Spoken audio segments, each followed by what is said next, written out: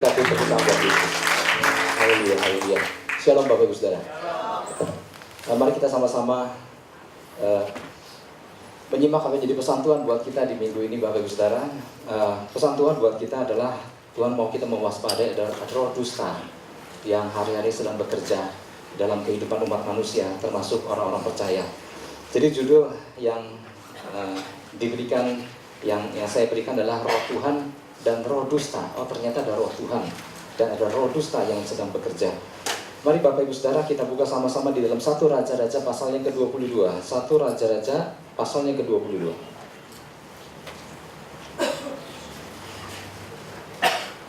Saya mau ajak kita sama-sama baca bergiliran ayat 19 sampai ayat 23. 1 Raja-Raja 22 ayat 19 sampai 23. Saya 19, Bapak Ibu Saudara, 20 dan selanjutnya. Kata Mika, sebab itu dengarkanlah firman Tuhan.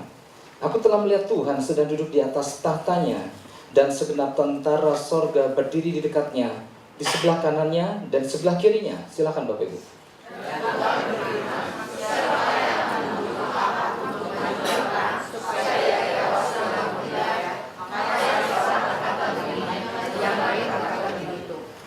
Kemudian tampillah suatu roh, lalu berdiri di hadapan Tuhan. Ia berkata, aku ini akan membujuknya. Tuhan bertanya kepadanya, dengan apa? Jawabnya,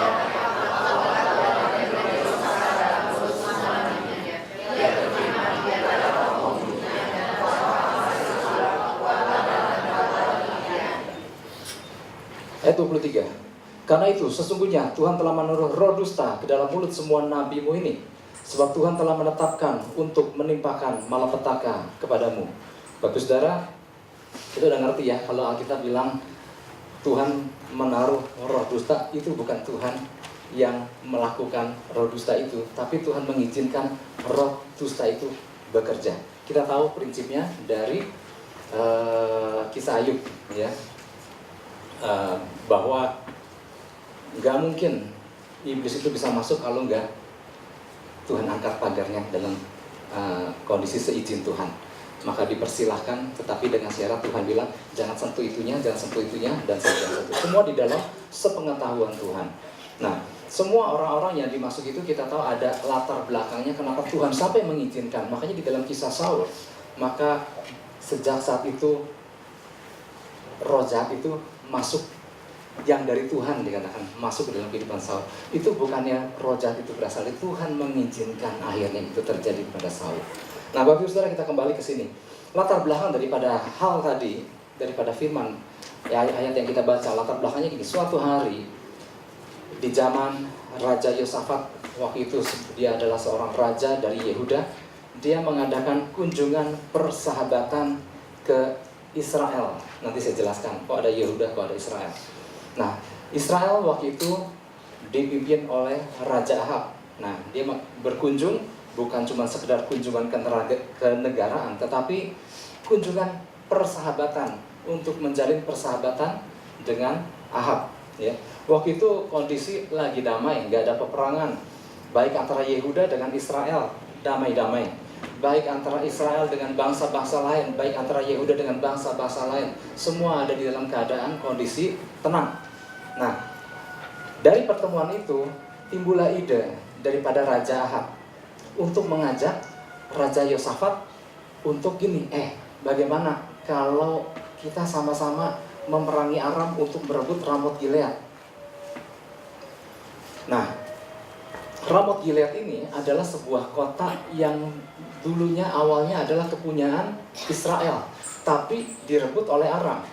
Nah, untuk Ramot Gilead itu kembali, maka Ahab bermaksud memeranginya, dan kebetulan Yosafat datang. Jadi diajaklah Yosafat bersekutu untuk sama-sama rebut Ramot Gilead. Dan Yosafat bilang begini, oke, aku menyetujuinya, aku akan ikut sama-sama engkau memerangi dan merebut Ramot Gilead. Tetapi sebelumnya kita minta petunjuk firman Tuhan terlebih dahulu. Ya. Nah, lalu Raja Ahab mengumpulkan nabi-nabinya. Ada sekitar 400 nabi. Nah, kepada nabi-nabi itu Raja Ahab bilang, kami mau rebut Ramot Gilead. Dapat pernyataan apa enggak? Oh, nabi-nabi itu bilang begini, oh, silakan tuanku, majulah berperang, engkau akan dibuat berhasil. Dan seluruh nabi-nabi itu berkata yang sama. Bahkan mereka berkata, bahkan Ramut Gilead itu akan jatuh ke tangan tuanku. Kurang lebih dia ngomong seperti itu. Nah, inilah yang dikatakan oleh nabi yang ke-400 itu. Lalu Yosafat, seorang raja yang takut akan Tuhan, dia memperhatikan. Lalu dia bilang sama Ahab, kira-kira ada nabi lain nggak yang lewat perantaraannya kita bisa meminta petunjuk dari Tuhan? Ahab tahu ada satu nabi yang belum datang. Dia suruh dengan berat hati, karena raja nggak senang banget dengan yang namanya Nabi Mika bin Yimla ini. Kemudian singkat cerita, Nabi Mika menghadap raja dan kemudian ditanyakanlah. Ahab bilang begini, aku gak demen banget nih sama Nabi ini, karena dia gak pernah berkata-kata yang benar, dia gak pernah berkata-kata yang baik tentang aku. Selain dia negur, peringatan, seruan-seruan pertobatan, itu selalu itu yang dia sampaikan. Makanya aku gak senang sama dia. Nah kemudian disampaikanlah oleh Mika apa yang dia dapat dari Tuhan. Dan seperti yang tadi kita baca di awal, dia bilang ini bahaya sekali kalau diteruskan untuk menyerang Ramot Gilead, karena ini akan terjadi kekalahan. Karena Tuhan udah nyatakan seperti yang tadi, bahwa di hadapan Tuhan di situ dikatakan akan ada roh dusta yang diizinkan untuk masuk ke dalam mulut nabi-nabi untuk mengatakan hal-hal yang salah. Nah inilah Bapak Ibu Saudara, pesan Tuhan buat kita minggu ini adalah gini, Tuhan mau kita waspada. Memang kita tahu Bapak Ibu Saudara, sudah sejak ribuan tahun yang lalu iblis sudah bekerja sampai hari ini dengan berbagai cara. Tapi pesan ini Tuhan bilang, hati-hati bahwa hari-hari ini roh dusta itu sedang bekerja ke dalam kehidupan umat manusia, tidak terkecuali juga terhadap orang-orang percaya. Dia akan bekerja ekstra dan dia sedang bekerja. Dan itulah sebabnya kita orang-orang percaya harus waspada, karena dia akan mencoba mencari celah-celah yang dapat dimasuki untuk dia beroperasi, Bapak Ibu Saudara. Apa sih yang dilakukan oleh roh dusta ini, Bapak Ibu Saudara? Roh dusta ini akan mencoba memberikan pengertian yang salah di dalam kehidupan orang percaya, baik orang tua maupun anak-anak muda. Kerja roh dusta ini akan memberi pengertian yang salah di dalam kehidupan orang percaya. Kenapa saya pakai tambahan anak muda? Karena secara spesifik juga Tuhan berkata, itu sedang bekerja juga akan bekerja terhadap anak-anak muda. Kita tahu bahwa Bapak Ibu Saudara, anak-anak muda adalah ini generasi lapis kedua yang sedang dipersiapkan secara luar biasa.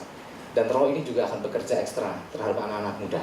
Seperti apa sih cara roh ini bekerja, Bapak Ibu Saudara? Salah satunya adalah akan terjadi misbelief ke dalam kehidupan orang percaya. Hati-hati dengan yang namanya misbelief. Bapak Ibu Saudara, kalau perhatikan, kalau hamba-hamba Tuhan di sini kalau menyampaikan firman Tuhan selalu bilang Tuhan urapi, baik yang memberitakan maupun yang mendengar, supaya Roh Kudus tolong untuk bantu mengerti, menangkap tepat seperti yang Tuhan kehendaki. Karena apa? Karena firman Tuhan yang sama disampaikan ke sejumlah orang yang sama-sama mendengarkan, tetapi ternyata bisa ditangkap berbeda oleh sebagian. Kenapa? Adanya misbelief. Sama-sama Kristen, sama-sama beribadah, sama-sama tekun, tetapi apa yang disebut misbelief adalah nggak nangkep tepat seperti yang Tuhan mau. Penyebabnya waktu itu kita udah belajar, apa yang menjadi orang menjadi misbelief? Salah, memiliki penangkapan kepercayaan yang agak sedikit berbeda. Kenapa misbelief terjadi? Karena yang pertama, kedegilan hati. Waktu itu kita pernah belajar, ya, hati yang degil. Hati yang sudah diingatkan, hati yang sudah pernah diperingatkan tapi diabaikan, ataupun kedegilan bisa terjadi karena sudah melihat perkara-perkara yang luar biasa yang Tuhan nyatakan, tapi kemudian tetap nggak percaya sama Tuhan. Itu misbelief bisa terjadi di situ, dan misbelief bisa terjadi ketika roh dusta bekerja di dalam kehidupan orang-orang yang mengalami misbelief itu. Itulah sebabnya perlu diwaspadai.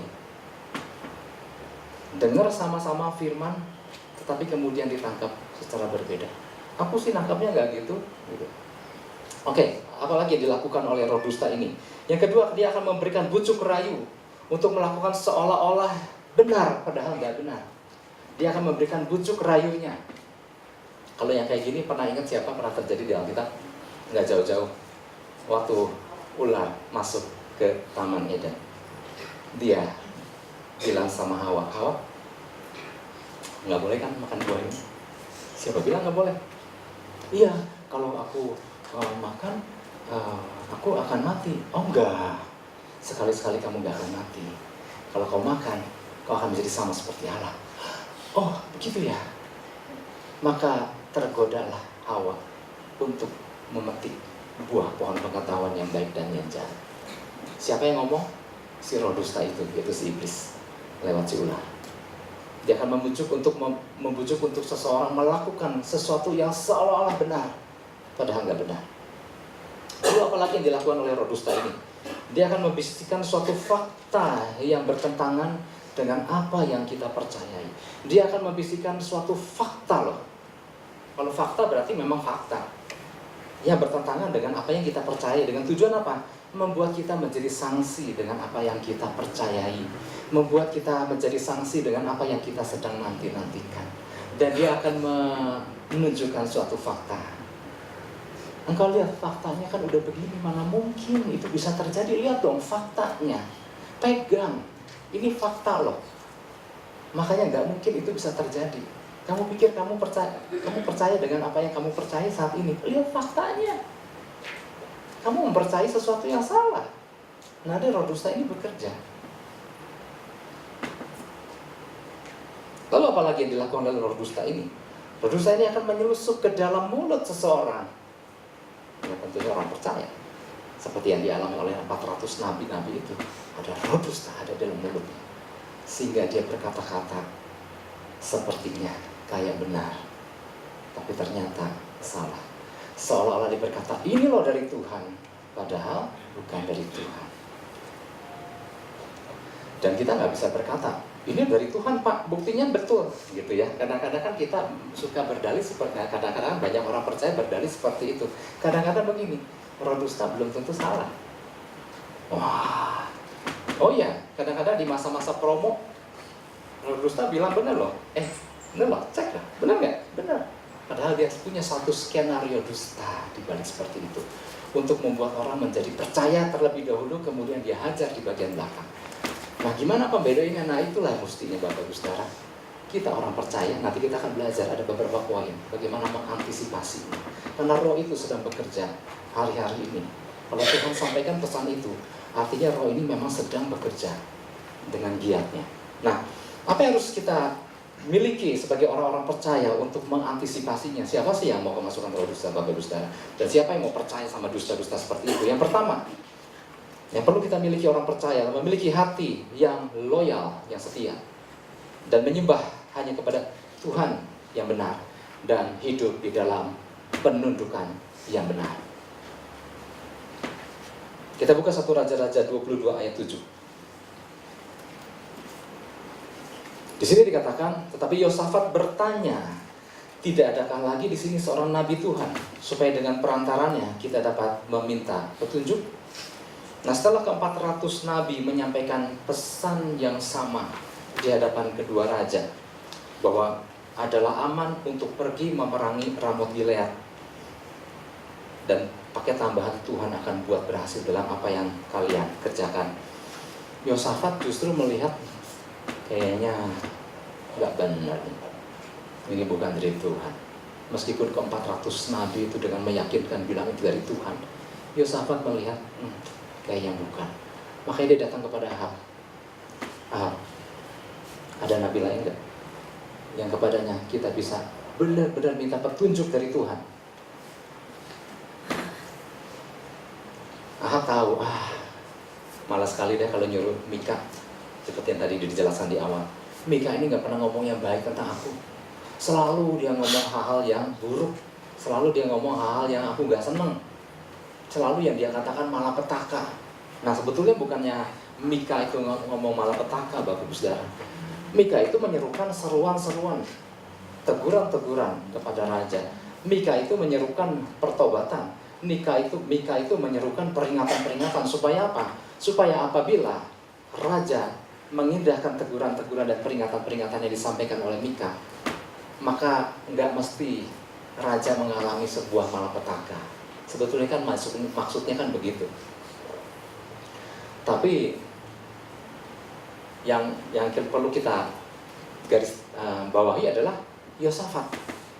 Kok Yosafat kok tahu sih Bapak Ibu? Benar sih 400 orang itu nabi-nabimu tuh ngomong seperti itu. Ada yang lain lagi ya? Karena Yosafat melihat ini nggak benar. Ada yang salah yang disampaikan ke 400 nabi. Melalui pengamatan fisiknya, Yosafat tahu tanda-tandanya nggak begitu.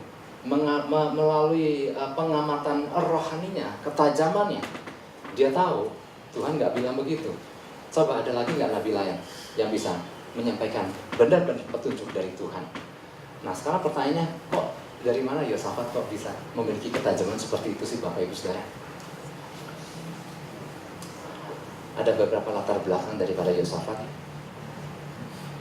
Kalau kita perhatikan di kitab Raja-Raja, ada raja-raja yang melakukan banyak pelanggaran, ada raja-raja yang baik, ada raja-raja yang baik dan benar.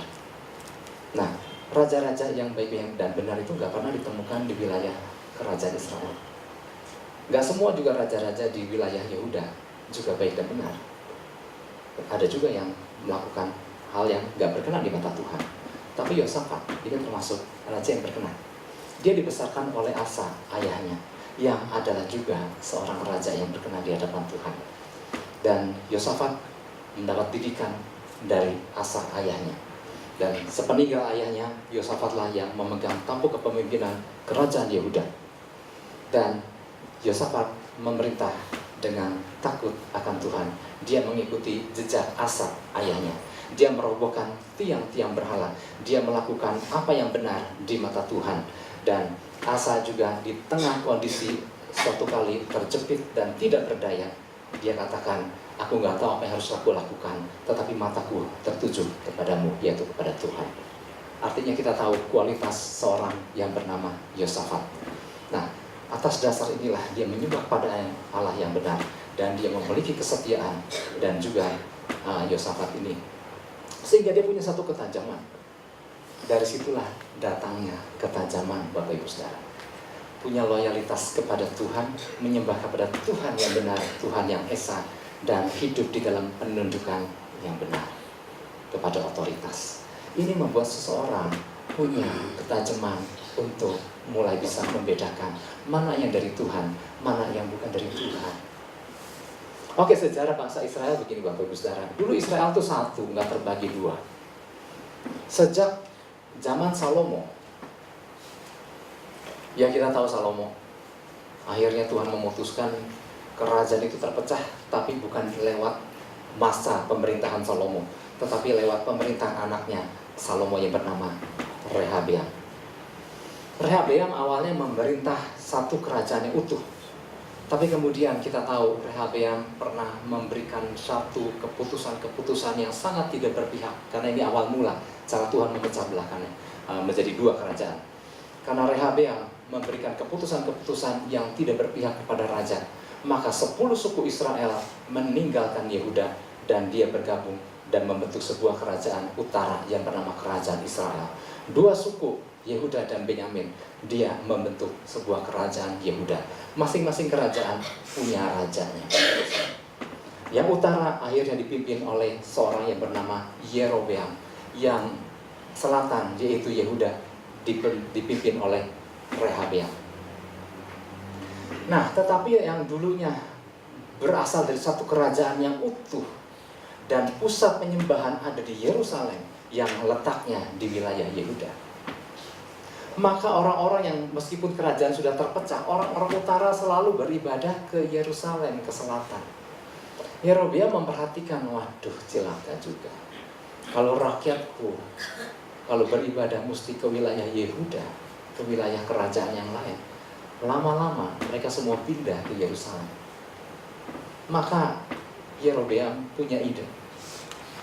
Di tempat-tempat penting di wilayah utara, yaitu di Betel dan di wilayah Dan, di situ dibangun Allah lain, A-nya kecil, patung lembu emas. Kita ingat kalau patung lembu emas dulu pernah pertama kali siapa yang bikin? Dibuat di kerajaan utara yaitu Israel, oleh Yerobeam. Satu ditaruh di Betel. Kita tahu Betel itu punya riwayat rumah Tuhan, tapi dia tahu, dia taruh patung lembu emas di Betel, dia taruh di bagian dan dia pilih imam-imam dari non-Lewi untuk menjadi pengurus-pengurusnya. Dan dia berkata kepada seluruh rakyat, mulai sekarang kalian gak usah ke Yerusalem lagi. Engkau bisa ibadah di Betel dan di Dan. Engkau bisa sembah itu Allahmu yang baru itu. Dan sejak itu kerajaan utara menyembah kepada Allah yang salah. Termasuk Yerobeam pun menyembah kepada Allah yang salah. Itulah sebabnya Ahab yang adalah dari keturunan Raja Utara. Ini kejadiannya 60 tahun yang lalu. Setelah 60 tahun kemudian, masa Ahab, masa Yosafat. Makanya ketika diperhadapkan dengan 400 nabi yang bilang kata Tuhan, Ahab sih enak-enak aja, benar kata Tuhan. Jadi seru, setuju ya, kita serang Ramot Gilead. Kok Yosafat yang gak setuju? Kita mulai bisa bedakan. Karena Yosafat menyembah pada Allah yang benar. Katakan amin. Di situ kepekaan mulai terjadi.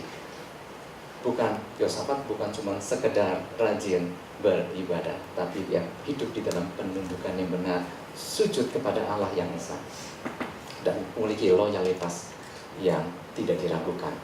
Ahab nggak punya kepekaan karena apa? Memang sehari-harinya bergaul dengan Allah yang salah. Suatu kali di sebuah ruangan kelas, ini sekitar kelas SD, Bapak Ibu. Kemudian datanglah seorang murid, dia membawa satu kotak berisi 2 kodok. Lalu kemudian dia duduk di bangkunya masing-masing. Nah, kemudian guru pun tahu anak itu bawa kodok, dan kemudian anak itu bertanya, "Guru, Bu Guru, tolong kasih tahu saya dari 2 kodok ini mana yang laki, mana yang perempuan, mana yang jantan, mana yang betina," maksudnya. Nah, gurunya bukan guru biologi juga, dia lihat ini mana yang jantan, mana yang betina. Bingung juga ya ditanya seperti itu, karena kodok kan bentuknya juga kayak mirip semua. Lalu gurunya bilang gini, ada dari antara kamu yang bisa jelasin mana kodok jantan, mana kodok betina? Kamu kan murid terpandai. Dia menunjuk salah seorang murid yang terpandai. Nah, kamu yang jelaskan mana kodok jantan, mana kodok betina, katanya. Dia perhatikan. Dan dengan sikap demokratisnya, si murid yang terpandai ini bilang, "Guru, boleh nggak aku ngadakan voting? Siapa yang bilang ini jantan paling banyak, maka inilah jantan. Siapa yang terbanyak bilang ini betina, maka inilah betina."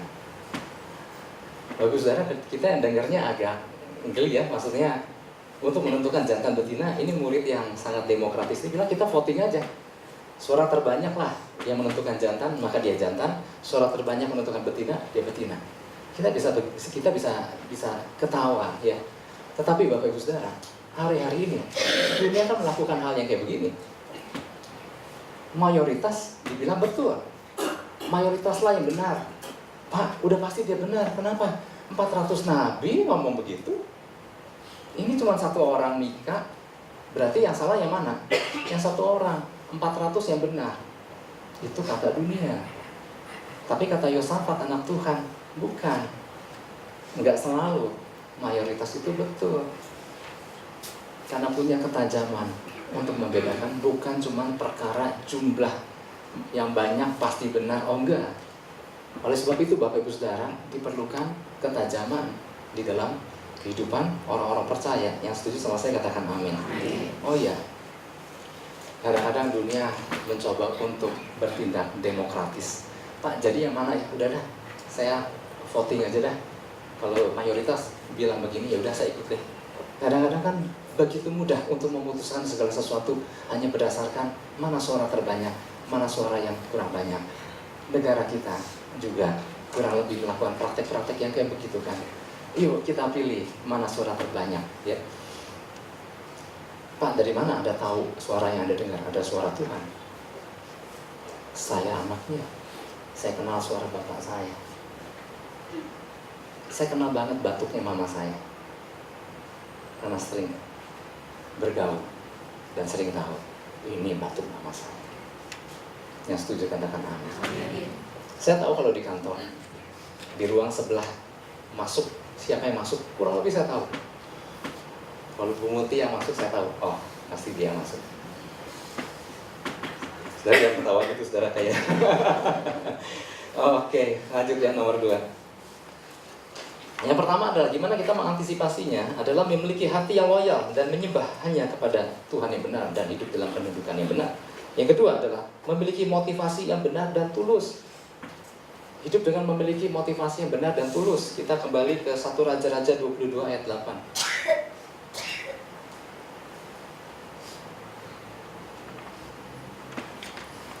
1 Raja-Raja 2 ayat 8 bilang begini, jawab Raja Israel kepada Yosafat, masih ada seorang lagi yang dengan perantarannya dapat diminta petunjuk Tuhan.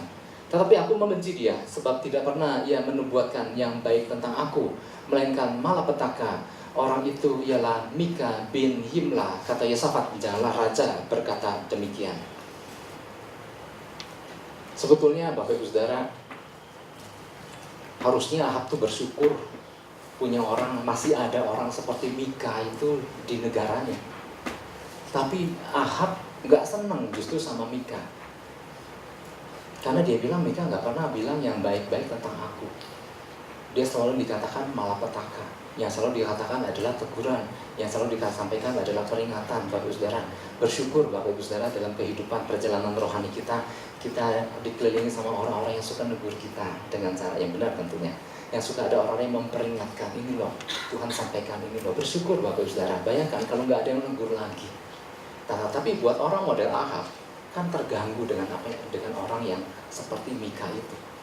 Ya mestinya Ahab itu bersyukur, ya alangkah beruntungnya kalau Raja Ahab punya orang yang kayak Mika itu. Ya. Mika kayak gimana sih orangnya? Nah inilah Bapak Ibu Saudara, Kenapa roh dusta itu nggak mampir ke mulutnya Mika, Bapak Ibu Saudara? Kan tadi kita di awal udah dengar bahwa ada roh dusta yang diizinkan untuk masuk ke dalam mulut nabi-nabinya di kerajaan Ahab. Dan roh dusta itu hinggap di 400 nabi-nabinya Ahab. Tapi kenapa roh dusta itu nggak hinggap di mulutnya Mika itu? Nah, hal yang pertama karena ternyata Mika adalah seorang yang tulus dan tidak memiliki motivasi pribadi ataupun seorang yang mencari keuntungan bagi dirinya. Buat Mika, kalau Tuhan bilang A, ya udah dia sampaikan A. Kalau Tuhan bilang B, dia sampaikan B. Karena memang dia nggak cari keuntungan di situ. Nah, buat yang 400 nabi, ini dia punya kepentingan kayaknya. Nanti kita akan ada beberapa ayat lagi yang menyatakan, oh betul, memang ada kepentingan. Maka dia punya prinsip yang penting raja senang, asal bapak senang. Nah, maka dia menyampaikan hal-hal yang menyenangkan hati Ahab, karena memang ada motivasinya. Bayangkan kalau raja dibikin senang, Bapak Ibu Saudara. Aduh, yang namanya orang seisi istana kan ikut ke bawah senang. Raja kalau bahagia, jangan-jangan Raja Ahab juga sering bagi-bagi duit, kita nggak tahu juga Bapak Ibu Saudara. Kadang-kadang saya pernah juga lihat Bapak Ibu Saudara kalau, waduh yang namanya orang Jakarta kalau disenengin Bapak Ibu Saudara, ya. Suatu kali saya melihat di sebuah lapangan golf Bapak Ibu Saudara dulu, zaman dulu ketika ada seorang Jakarta, kalau dia disenengin, dia panggil seluruh orang-orang di lapangan baris, dia keluarin uang, itu. Dia bagi satu-satu. Kenapa? Lagi senang nantinya. Makanya kalau nabi-nabi ini tahu sifat Ahab nih, waduh kalau Ahab dibikin senang ya, aduh rasanya kita juga nanti ke bawah senang. Tapi buat seorang yang bernama Mika ini, dia bilang, aduh tujuan aku bukan buat nyenangin raja loh, aku buat nyenangin Tuhan. Maka akan menyampaikan apa yang Tuhan taruhkan. Nggak lebih daripada itu. Karena kan kita ngerti juga ada prinsip ya yang Yesus ajarkan, kalau iya katakanlah iya, kalau tidak katakannya tidak. Lebih daripada itu berasal dari mana? Dari si jahat. Nah inilah dilakukan oleh Mika ini, apa adanya aja. Karena memang dia ikut dengan ketulusan hati, nggak punya motivasi yang lain. Ada satu istilah Bapak Ibu Saudara di dalam Amsal 27 ayat 5. Lebih baik dikatakan teguran yang nyata-nyata daripada apa lanjutnya? Lebih baik teguran yang nyata-nyata daripada kasih yang tersembunyi. Ada satu istilah gini, lebih baik teguran nyata-nyata daripada ciuman Yudas. Saudara pilih yang mana? Teguran nyata-nyata atau ciuman Yudas? Wah, bisa aja. Hari-hari ini orang lebih suka ciuman Yudas. Nggak apa-apa deh, asal Yudasnya. Biarpun Yudas yang cium, yang penting gue dicium. Oh iya, kadang-kadang kita nggak ngerti dunia ini maunya kemana sih. Tapi jangan sampai orang percaya juga ke bawah prinsip-prinsip yang kayak begitu. Ya, oke. Mika ini kayak gimana sih? Tadi yang pertama seorang yang tulus dan tidak memiliki motivasi pribadi ataupun seorang mencari keuntungan bagi dirinya. Yang kedua, seorang yang jujur, yang berkata apa adanya. 1 Raja-Raja 22 ayat 8 yang tadi itu kan. Kalau mau jadi orang yang disenangi banyak orang, jadilah orang baik. Tapi kalau menjadi orang yang disenangi Tuhan, jadilah orang benar. Dan kalau jadi orang benar, belum tentu disukai banyak orang, Bapak Ibu Saudara. Dan Mika pilih yang ini.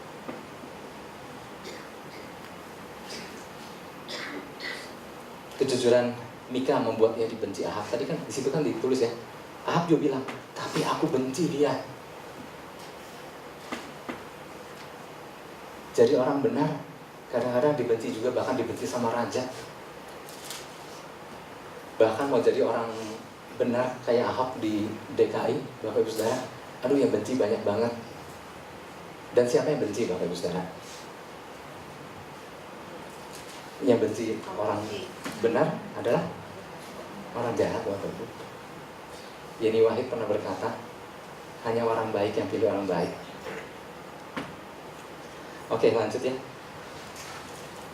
Yang ketiga adalah ternyata Mika ini seorang yang gak suka dirayu. Mika ini seorang yang gak suka diiming-imingi, Bapak Ibu. Kita lihat di dalam 1 Raja-Raja 22 ayat 13.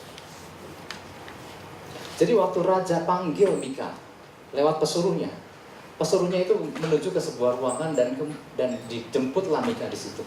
Dan ternyata Mika memang ternyata selalu dikucilkan. Nah, Bapak Saudara perhatikan apa yang dikatakan pesuruh ini.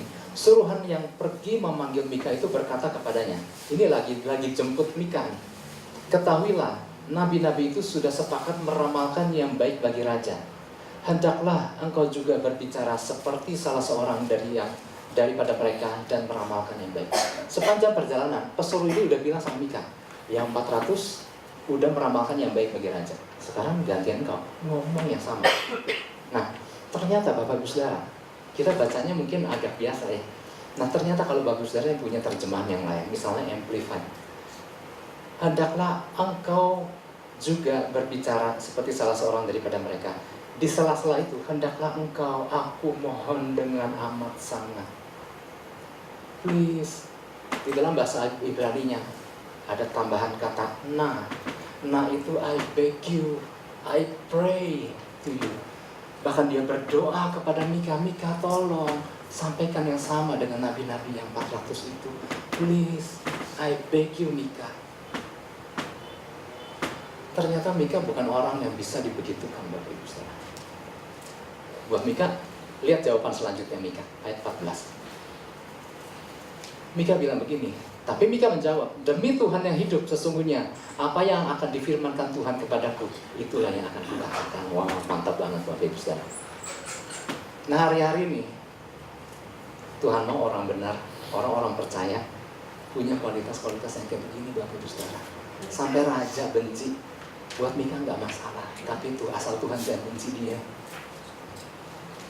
Ini sampai pesuruhnya sepanjang jalan, aduh mungkin sampai begini, Mika tolong, Mika tolong. Enggak, nanti tunggu Tuhan taruh apa, aku sampaikan. Nah itu yang kedua Bapak Saudara. Yang ketiga, bagaimana sikap kita dalam mengantisipasi itu? Yang ketiga adalah memiliki persekutuan dengan pribadi yang benar. Milikilah persekutuan dengan pribadi-pribadi yang benar. Artinya gini, jangan salah bergaul. Kita lihat 1 Raja-Raja pasal ke-22 ayat 2-4. Ini lihat awal mulanya Yosafat datang kepada Israel, pada Ahab. Ayat yang kedua, pada tahun yang ketiga pergilah Yosafat Raja Yehuda kepada Raja Israel. Lanjut. Berkatalah Raja Israel kepada pegawai-pegawainya, tahukah kamu bahwa Ramot Gilead sebetulnya milik kita, tetapi kita tinggal diam saja dan tidak merebutnya dari tangan Raja negeri Aram.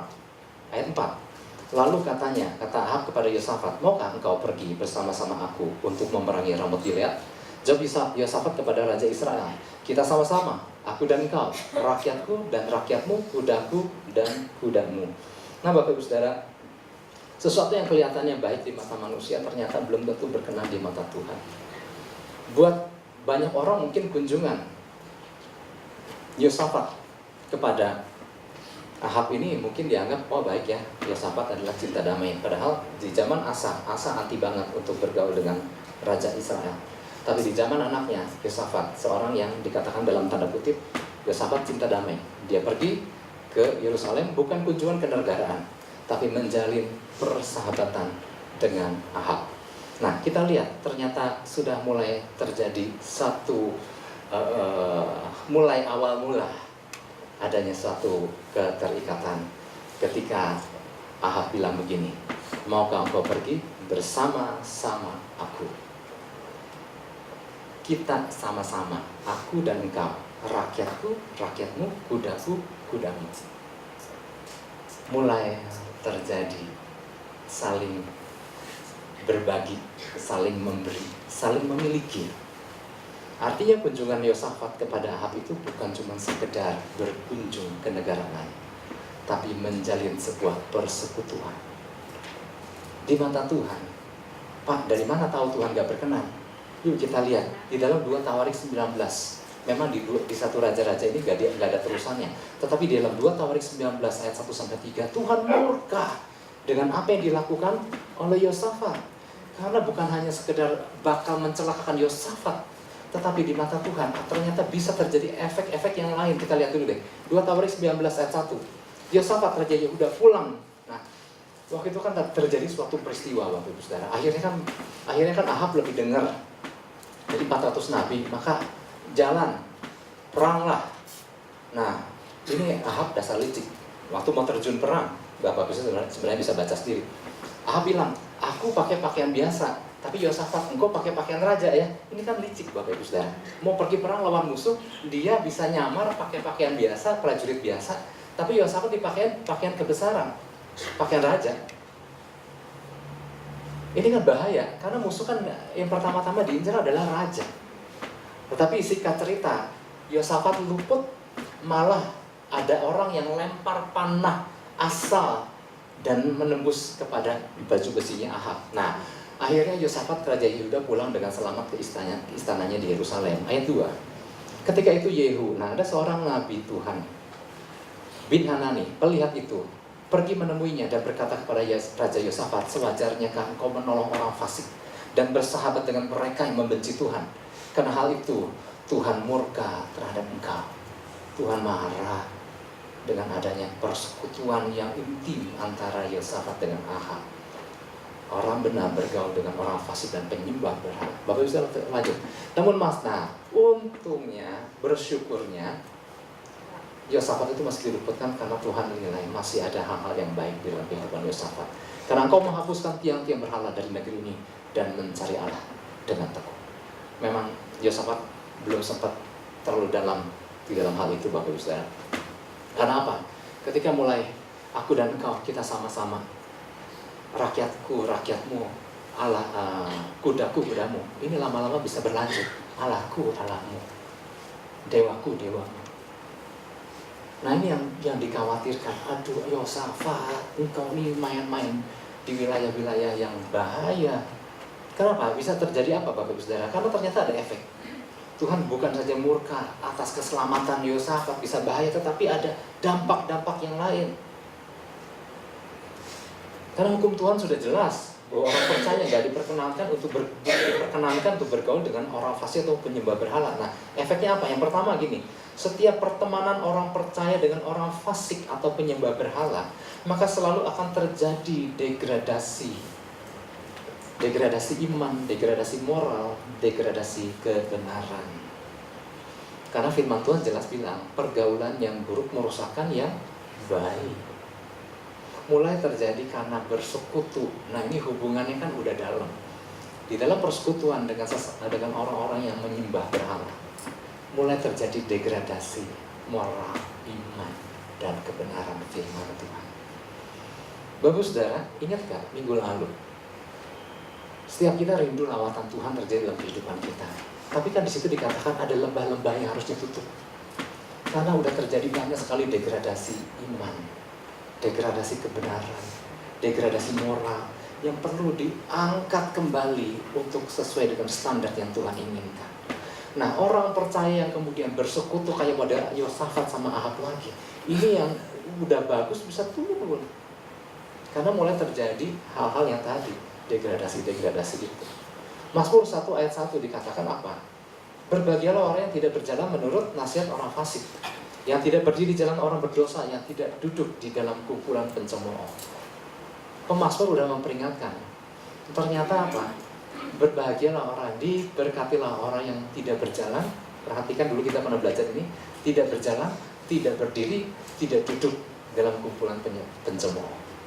Nggak perlu bergaul terlalu lama. Cukup berdiri sama-sama, jalan sama-sama, duduk sama-sama. Mulai tanpa disadari, mulai terjadi degradasi. Itu yang pertama, itu kan yang Tuhan udah peringatkan. Yang kedua adalah kompromi dan toleransi terhadap hukum dan peraturan penyembahan yang lain akan mulai terjadi. Mulai terjadi kompromi dan toleransi.